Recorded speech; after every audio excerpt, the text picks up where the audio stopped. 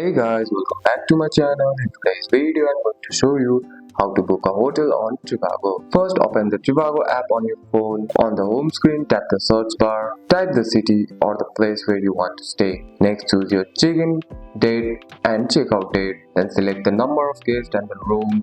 After that, tap search. You can use the filter to make searching easier. Filter the price, hotel rating, location, or amenities like free Wi-Fi or breakfast. Tap on the hotel you like, you will see photo review and available price. On that website, enter your personal details, choose your payment method and confirm your booking. Once completed, you will receive a booking confirmation and that's it. You have successfully booked a hotel using Trivago. That's all for today's video guys. If you found this video helpful, drop a like and subscribe for more videos. Thanks for watching. See you in the next one.